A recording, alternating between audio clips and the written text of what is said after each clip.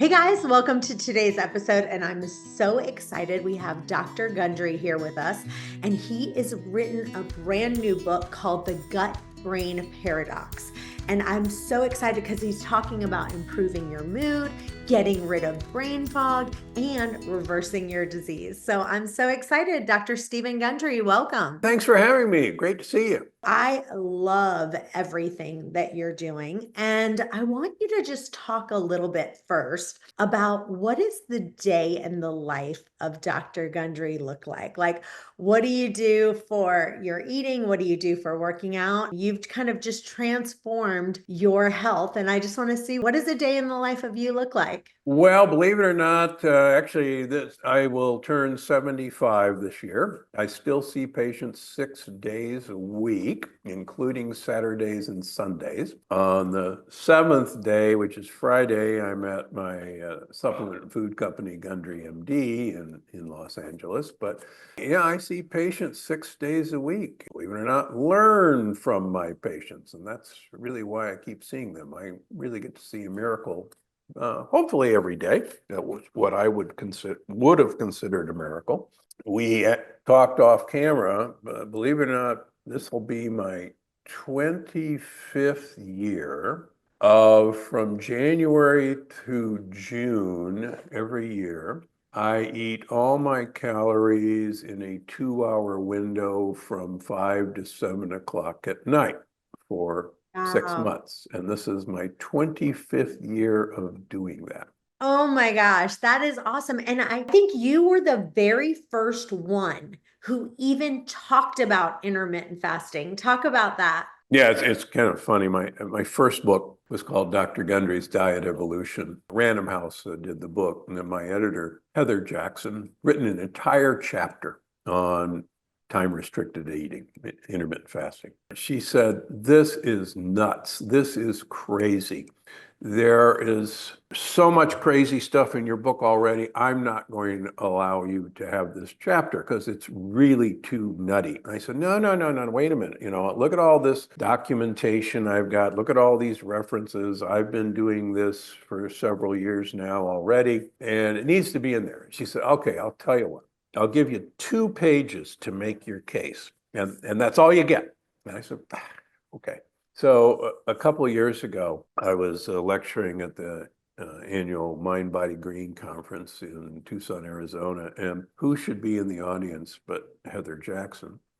And she comes up to me, my editor, my first editor, and she comes up to me. She said, "Can you ever forgive me?" And I said, "For what?" And she said, "I only gave you 2 pages about intermittent fasting. And how was I to know that, you were right?" And she said, "I should have realized you're so far ahead of everybody. I should have given you the chapter, and I apologize." But so that's my story of intermittent fasting. So every day you only eat in a 2-hour eating window. Correct.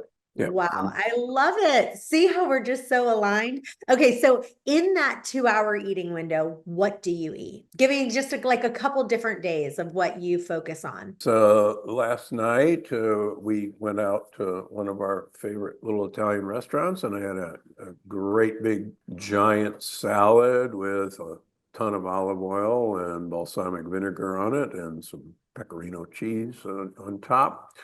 And then my wife and I split a Dover sole, and she ate half and I ate half, along with some broccoli, and had a glass of red wine, and then went home and had a Gundry MD chocolate bar for dessert. So that was what I ate yesterday. Oh, I love it. Well, what I did was I wrote a book. My first book is called Waste Away Through Intermittent Fasting, and nobody ever talked about intermittent fasting. All I did was I interviewed 1,000 women who were thin their whole life. They'd never been on a diet, and I asked them what they did. And then I realized every one of them were doing intermittent fasting, but they didn't call it that. They were just like, I just don't really eat until 2 o'clock, or, Yeah, something yeah. like that. Well, speaking of books, you have written an amazing new book here, and I want you to give us just a tasting of it. Give us a few things that you share so we can get excited about it. Well, this is my, I think, 9th book in the what's called the Paradox series. The original monster bestseller was The Plant Paradox from 2017. This one is the follow-up called The Gut-Brain Paradox. And one of the things that's been interesting to me in seeing my patients, particularly a great number of women who I would see for autoimmune diseases primarily. About 80% of my practice is reversing autoimmune disease. A lot of these women, just as part of their history and physical, were on antidepressants or anti-anxiety medications, and a large number of them were. As a part of this process of teaching them how to change their gut health and changing their gut health, getting rid of leaky gut, which is a real thing, and changing the bacteria that live inside of us with food and supplements.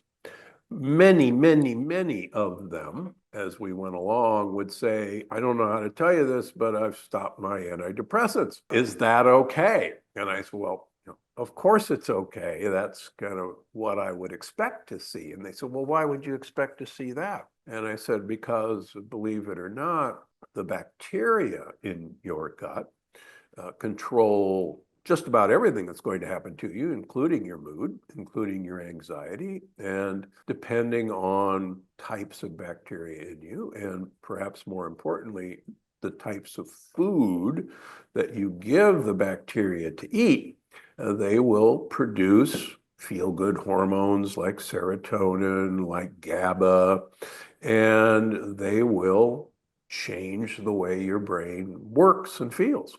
And so that was part of the impetus to talk about the gut-brain paradox, because almost everything that happens in our brain is because of what's happening in our gut. I want to tell you, your book, The Plant Paradox Diet, I try to live mostly like that. That, if you guys haven't read his book, it's really about kind of a lectin-free diet, and you're really focusing on grass-fed or grass-fed and finished meats, poultry, wild-caught fish, and then you want to try to, get rid of things that have lectins and get rid of things with whole grains and nightshade vegetables. But there's one thing that I'm absolutely love, which is cucumbers. And that's the one thing I just love. And so I know you say you can take the seeds out of it and still eat it, but I'm obsessed with cucumbers. It's the one thing that I still have in my diet. I will tell you, people, if they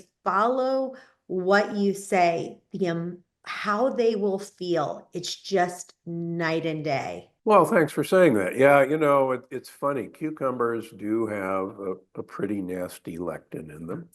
Most of the lectins are in the peels and the seeds. And interesting for instance, France and Italy, if you have a vegetable platter of raw vegetables, the cucumbers are always peeled and deseeded. I get a kick out of seeing that. So these cultures have figured out that probably shouldn't be eating the peels and seeds. The other thing that's interesting about cucumbers, traditionally, cucumbers are made into pickles, and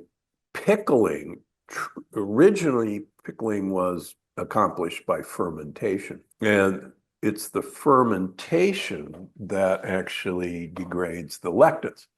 So that's why cucumbers were originally fermented. So to make a pickle so that you could get rid of the lectins. Those smart people. Yeah, they really are. I want to talk to you guys about a couple things that I can't live without. Number one, after I eat, I'm always taking Masszymes to digest my food and HCl breakthrough. Those are the two things after I eat, especially if I ate just a tiny bit more than I wanted to. I'm always taking these, but I try to take this after each meal. This is like a non-negotiable for me. If for some reason I think that maybe I went to a restaurant, I try to avoid gluten like the plague, but I will take this Gluten Guardian by Bioptimizers. It's amazing. And use coupon code Chantel Ray 10 if you ever do it. And then every single night, without fail, if I don't take it, I don't sleep as well. This is the magnesium breakthrough. This to me is like the best product that there is. It's 7 different forms of magnesium. And if you're having trouble sleeping or not sleeping great, this is a game changer. It's the magnesium breakthrough by Optimizers. Use coupon code ChantelRay10. So let's talk a little bit about brain fog and what are some of the foods, I know you really talk about that, that really kind of give you brain fog when you eat them. What's been fascinating, first of all, leaky gut is real. It is not pseudoscience. It's intestinal permeability. The lining of our intestines is only 1 cell thick from our mouth all the way down to our rear end. And it unfortunately has the surface area of 1 to 2 tennis courts lining our gut. It's that big a surface. And it only has 1 cell protecting you from everything you swallow and those 100 trillion bacteria. On the other side of the wall of our gut, about 80% of all of our immune system sits there. And why? Because, quite frankly, mischief comes across the wall of our gut. And we can measure leaky gut. We can quantify it with blood tests. We can measure leaky brain. We can quantify brain inflammation with blood tests. And what's fascinating is if you have leaky gut, the vast majority of us also have leaky brain. What we don't want is leaky brain. If things that we don't want are coming across the wall of our gut, our immune system down in our gut is kind of like the early warning system for our brain. And it literally sends messages via several methods up to our brain. And there's a whole set of immune cells in our brain called microglial cells, and there won't be a test, I promise. But they're kind of the bodyguards of the brain, and the neurons are really important. To backtrack for a second, back when I was in medical school long ago in the dark ages, there was a big nerve that runs from the brain to all the organs, the heart, the lungs, the intestines, called the vagus nerve. And we thought that the vagus nerve was the way the brain talked to all these organs and gave it information. Lo and behold, surprise, surprise, for every 1 cable in the vagus nerve running from the brain to the gut, there are 9 cables running from the gut up to the brain. So rather than a way of the brain telling the gut what to do, it was actually the gut telling the brain what to do. Now, women have known this forever. You guys have a gut sense that men seem not to get.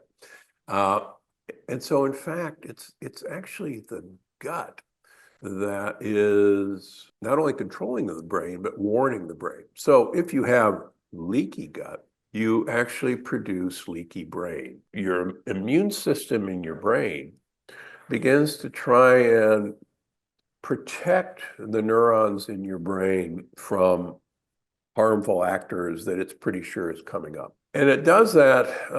Back in the good old days, there used to be, you'd have forts and you'd have lookouts on the mountains around the forts, and the bad guys would be coming or the Indians would be coming. And everybody would come back to the fort and circle the wagons.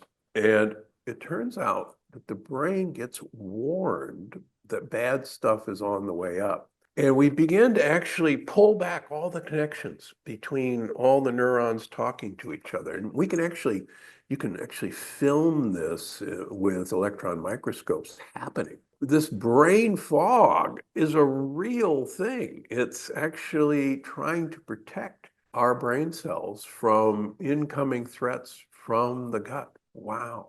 And nobody ever had brain fog before. And we see it in all these young people now. It's an absolute real thing. The exciting thing, and the reason I do what I do and write these books, is that when you get your gut microbiome happy and you stop having leaky gut, messages get sent to the brain that it's all clear And we don't have to, get our panties in a wad, and we can let the neurons go talk to each other. And it's really exciting to see people go, whoa, I can think again. What the heck? And the other things that's exciting is once people get off of antidepressants, they go, oh my gosh, my brain works so much better. I hadn't realized kind of what a fog I was actually existing in. So it's exciting for people to go, oh, that's how my brain's supposed to work. You guys, I want you to hear why Paul Saladino says that liver is so important. Our ancestors were eating liver. And the reason that this sort of wisdom has been passed down is because liver is very nutritious. It's basically nature's multivitamin. If you look at the nutrients in meat, you've got zinc, B6, B12, K2. And if you look at liver, it really complements what's in muscle meat. And there's so many unique nutrients that are found in organs, especially liver, and it's just a powerhouse. And these are difficult to obtain outside of liver. Liver and meat and organs they're kind of like peanut butter and jelly. They just go together. They're supposed to be eaten together. So there's two ways you could do it. You could take liver and cut it up and freeze it and then just swallow it as a pill. But that's kind of a lot of work. If you don't like to eat raw liver like me, I would suggest taking these supplements. They're amazing. Just go to heartandsoil.co, use the coupon code ChantelRay10 and save yourself a ton of money. I want you to talk a little bit about fruit because it's kind of a controversial topic. And there's all these different people who are like, yes, eat fruit, no, some of the fruits are better than the vegetables. So what is your thoughts on fruit? How much fruit do you think someone should eat? And I want your thoughts on fresh pressed juices. Well, one of my most famous sayings from my first book was give fruit the boot.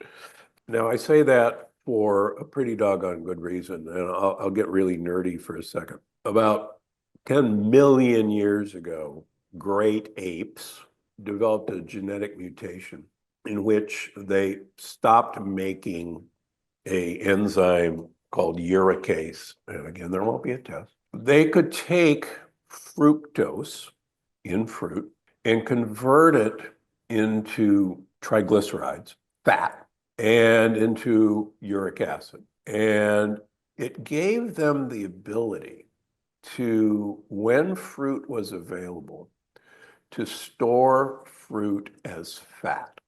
Monkeys do not have that ability, only great apes. And in fact, great apes only gain weight during fruit season. And in fact, female orangutans only go into heat once a year at the end of fruit season when they gain about 7 pounds from eating fruit. Okay, so what? Well, it turns out that climate change was happening about 10 million years ago and forests were receding.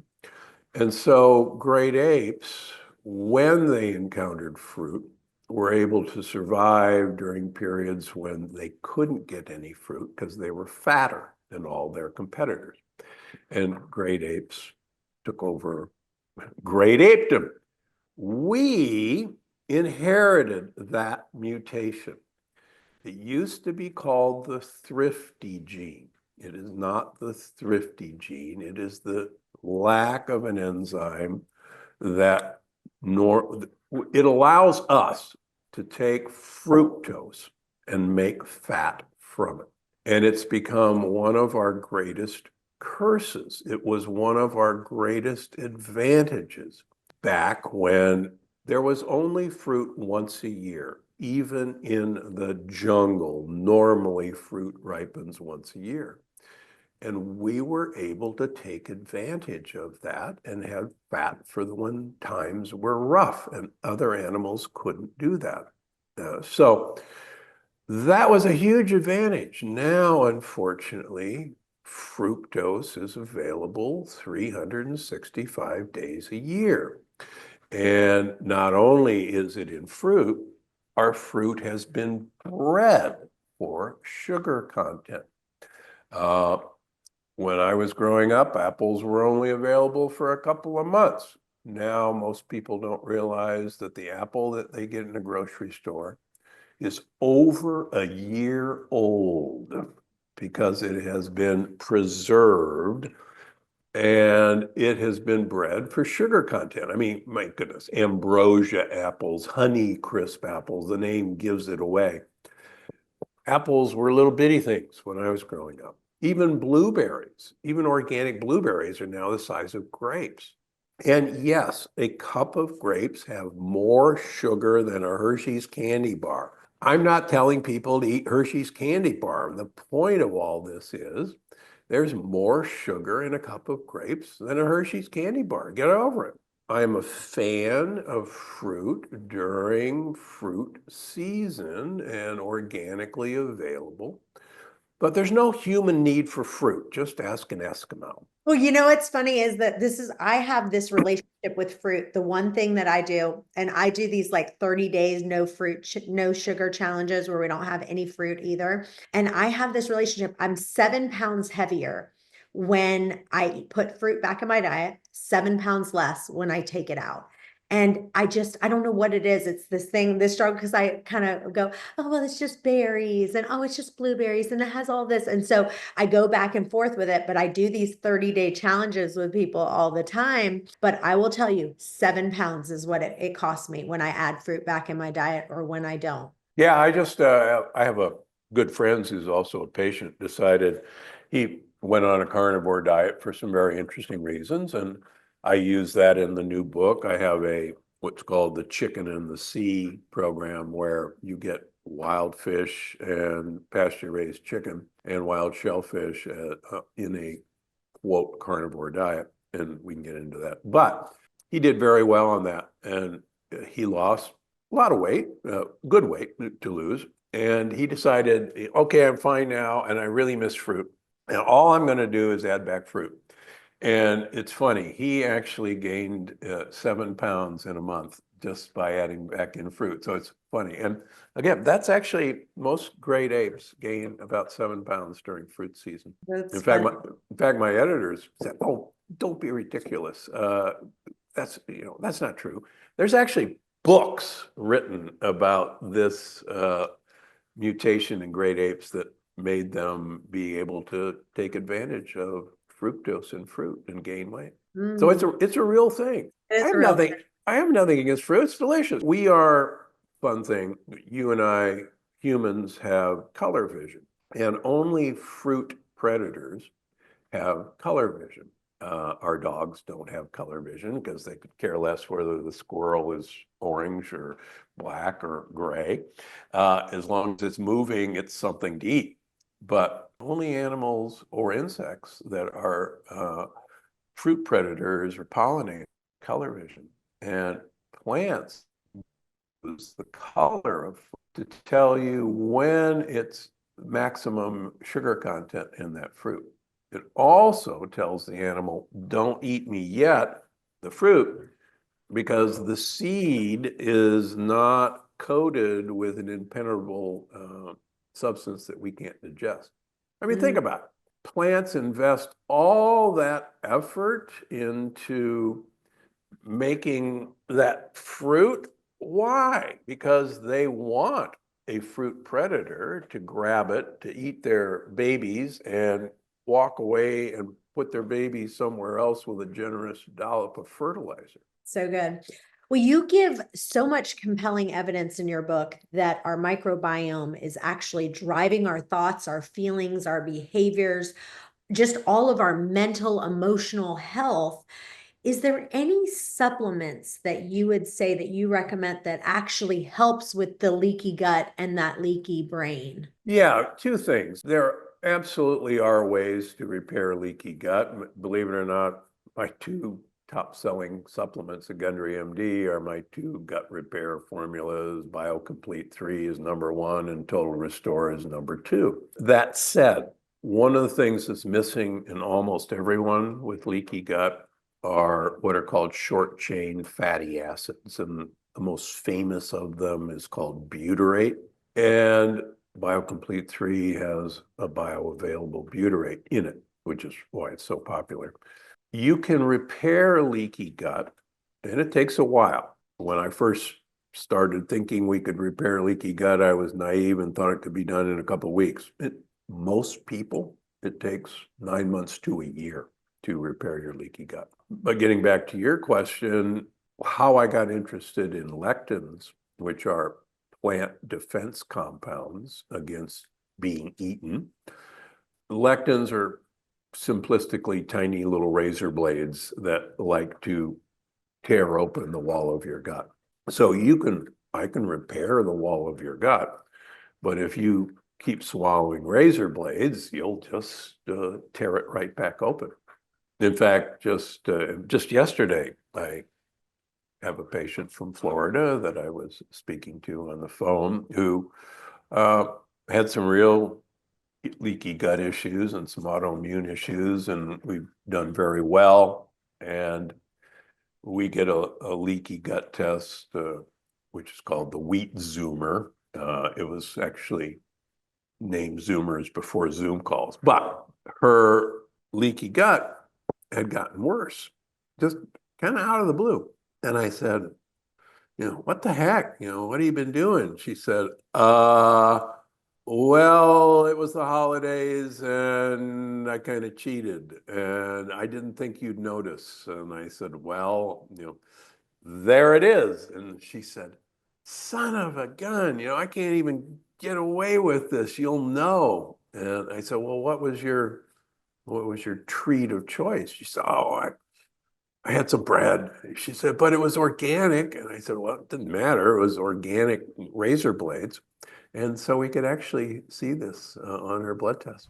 Did you guys know that 97% of Americans are deficient in at least one mineral? It's true. You need more than a dozen minerals for your body to function at its best. But with the standard American diet, it's almost impossible.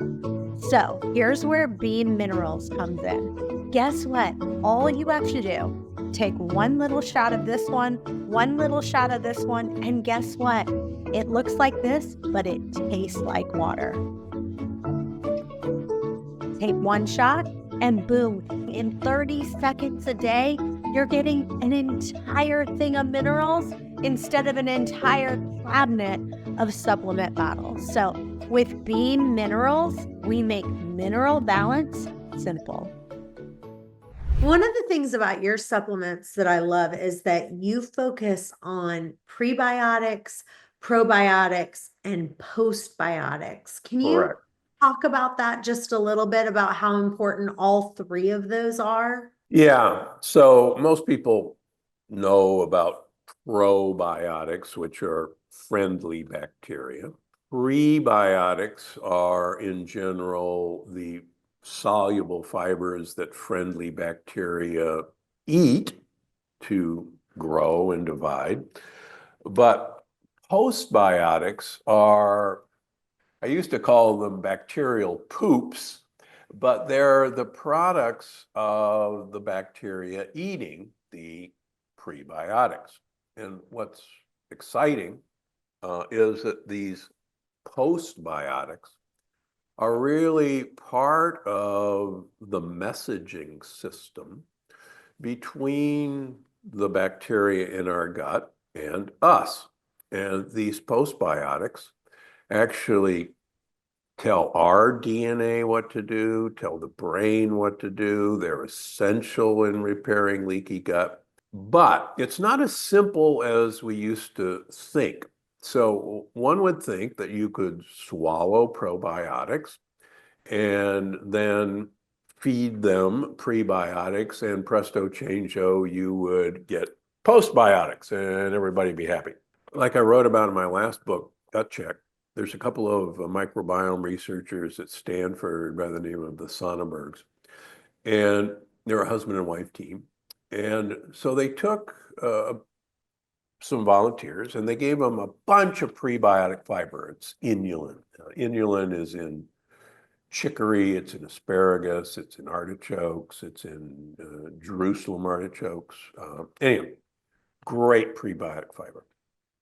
And they looked at their gut microbiome diversity. And simplistically, the more diverse the bacteria are in your gut, the better. It's like a tropical rainforest. So they looked at gut microbiome diversity and they looked at inflammation markers in these people. And they gave them all this prebiotic fiber. Nothing changed. And they go, well, what the heck? That's not fair.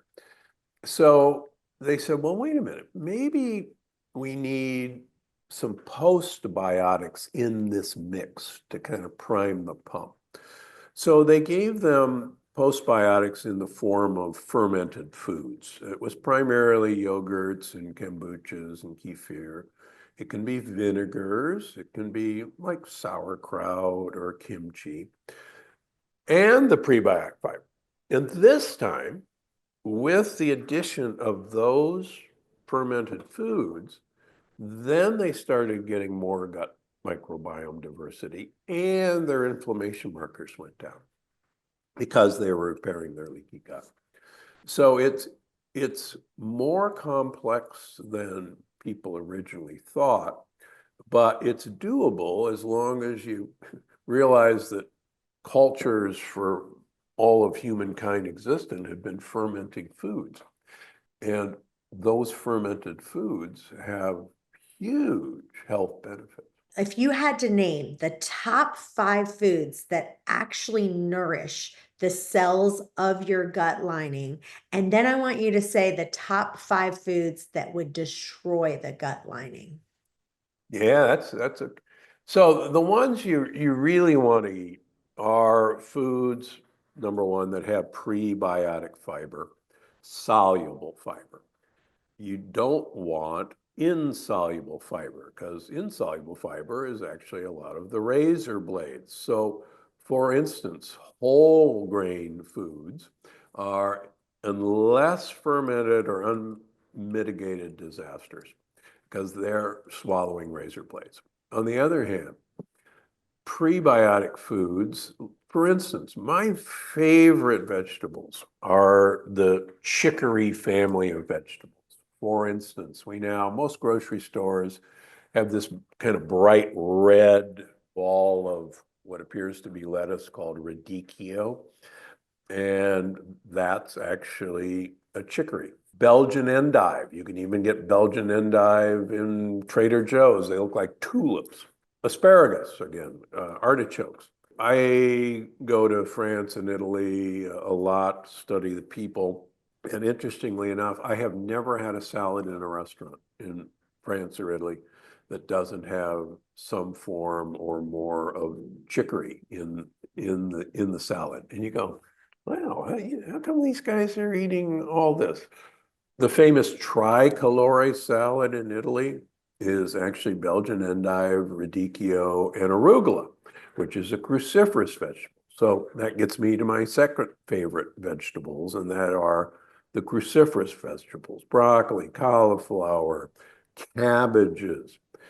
Fermented cabbages like kimchi is phenomenal for you.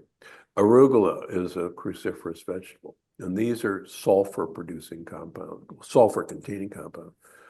So that's way up on my list of things to eat. I make a joke with people that, particularly for my metabolic syndrome patients, I want you to become a gorilla who lives in Italy.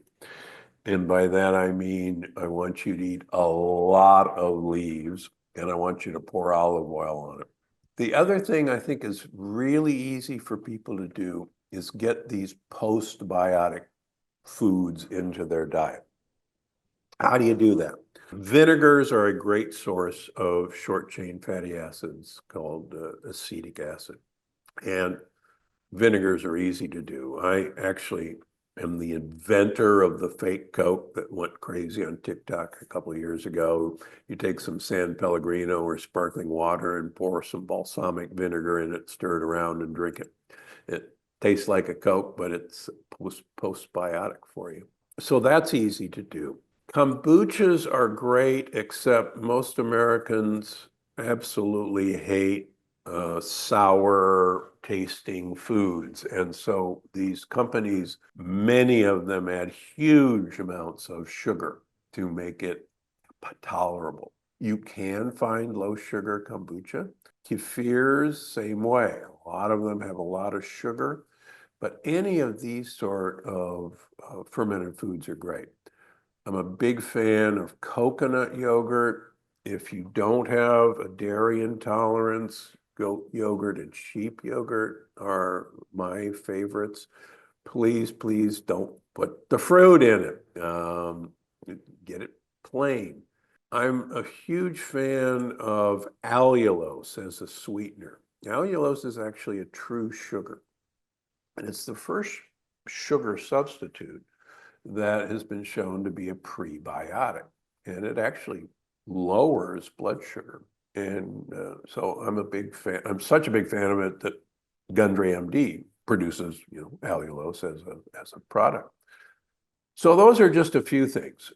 In terms of, I don't want you to share what we don't want yet, because we are out of time and we are going to have everybody listen to part 2. So we're keeping this as a cliffhanger. You've got to stay tuned for part 2. And I just love how Dr. Gundry says, if I eat this food, it's like swallowing razor blades for my gut. Remember that. And you guys, we're going to share with you on the next episode what not to eat, but you have to go out and buy the book, The Gut-Brain Paradox. Improve your mood, clear your brain fog, and reverse your disease by healing your microbiome. It's so important, you guys. You've got to get it. You can learn more, and you can go to gundrymd.com or drgundry.com, and you can go to your favorite bookstore to download that book. All right, guys, don't be long. We're going to have part 2. Thanks for being with us. I can't wait.